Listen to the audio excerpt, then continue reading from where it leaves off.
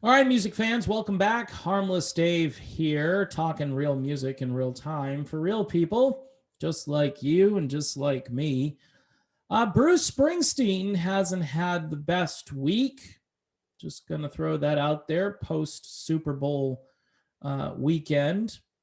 First of all, his commercial, I guess, sparked a bit of controversy as he was narrating this very bleak, kind of dry, sort of platitude filled uh, discussion, conversation about meeting Bruce in the middle or meeting everybody meeting in the middle of the country. If you saw the video, which I did, I watched the Super Bowl. I'm kind of a Tom Brady fan, and I told folks this that you can take the boy out of New England, but you can't take New England out of the boy. And um, Brady, legendary quarterback, one of the greatest athletes in the history of sports. Um, Sorry if you don't like Tom Brady or the Buccaneers or the Patriots for that matter. I get it. It gets tiresome. I remember when Dallas Cowboys, they were always winning, and people were like, "Can we just get another team in there? Can we just do something different?" And people are frustrated because Brady keeps winning, and I get that. Like you need some up and coming. It's kind of like if Crosby, Stills, and Nash were the uh, greatest band still, and they were winning Grammys or something, and people were like, "Can they step aside? They're way too old for this. It's just getting kind of ridiculous." So maybe a poor analogy. Maybe I should have used Bruce Springsteen, who has won many Grammys in his career. But the thing about the commercial is it did something at the end which I think was really kind of diabolical.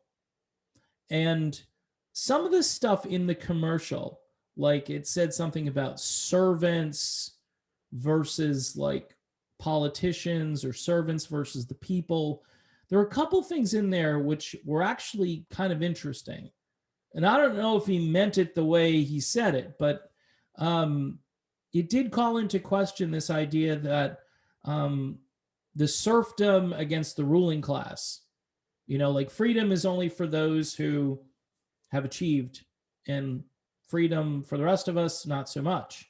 I think we've seen this during the lockdowns, and which is kind of ironic because here's a guy who probably was for all of those things, and that's why this is really an irritating commercial.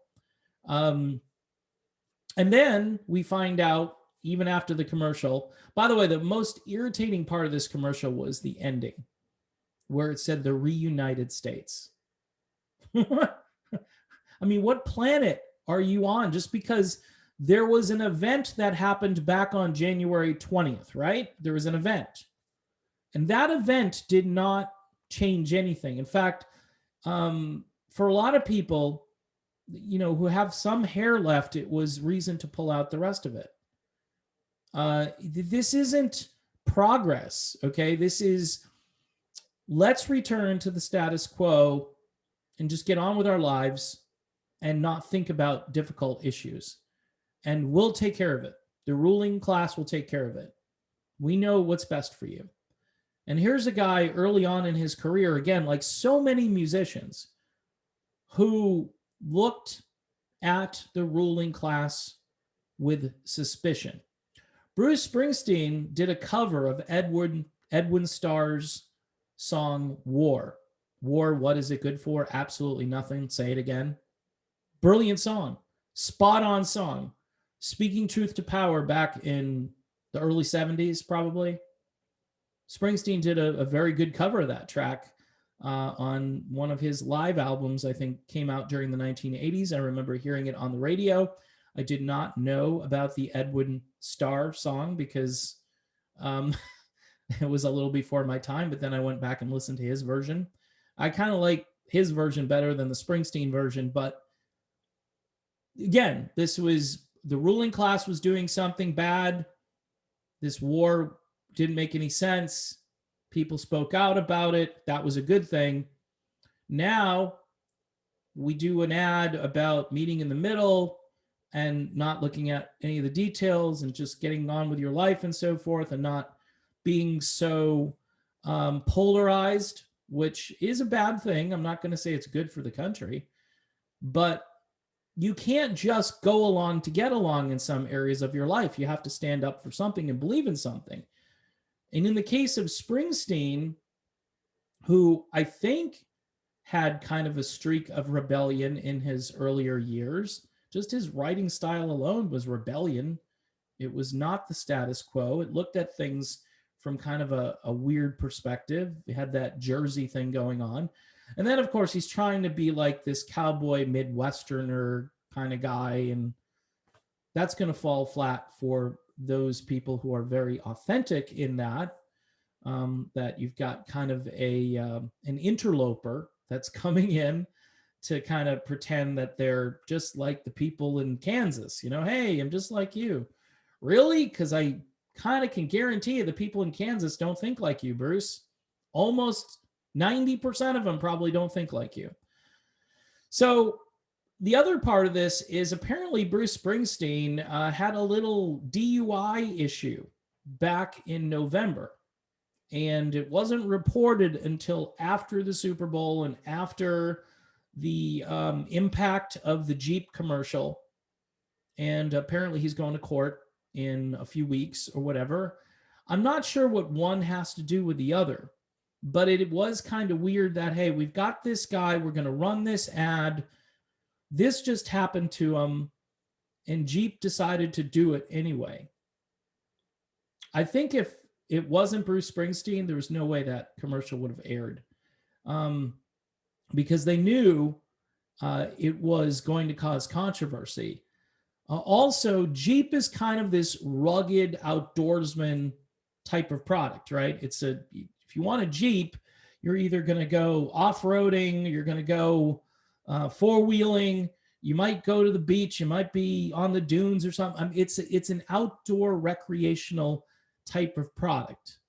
So it appeals to kind of like the blue collar mentality, although I know Jeep is kind of evolved into this more sort of erudite, like if I want a Jeep, it's not as like if you want, say, an F-150, it's a different thing, but still you would think your primary market might not be so in love with what Springsteen was trying to do in that commercial. Now, unity, yeah, if it really happens, it's a great thing. But if you're going to unify, you've got to listen to one another. And right now, I can tell you just by observation that some people just aren't listening. Whatever you say, you may have a truth that they don't know because they consume certain types of media and they don't see what you see, vice versa. Nobody's even willing to listen to one another. And what happens is when you don't get your grievances heard, you become more frustrated, and either you withdraw or you get very angry. And so that's what's happening. Plus, you've had this little thing called a lockdown in many states, which has created even more anxiety. So again, the commercial itself, the DUI issue, some people are probably thinking, wow, and this is the guy that they put up there to try to do this. It would have been interesting if they could do it with a less polarizing figure. I know some people think, I got comments from people because I had a little exchange on a different platform about this, and they were saying, well, Bruce Springsteen is the greatest songwriter ever, so he can do whatever he wants to.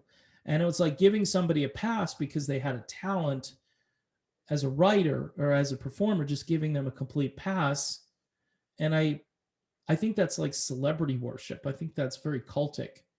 I don't know. I mean, it's just our country right now is divided, and this saying it's not divided because of an election or something that happened in January, it misses the mark. And like I said, it's going to make people either withdraw or even more angry. But certainly, Jeep did get mission accomplished. People are talking about their ad. I don't know if more Jeeps, though, are going to be sold. My guess is most likely not.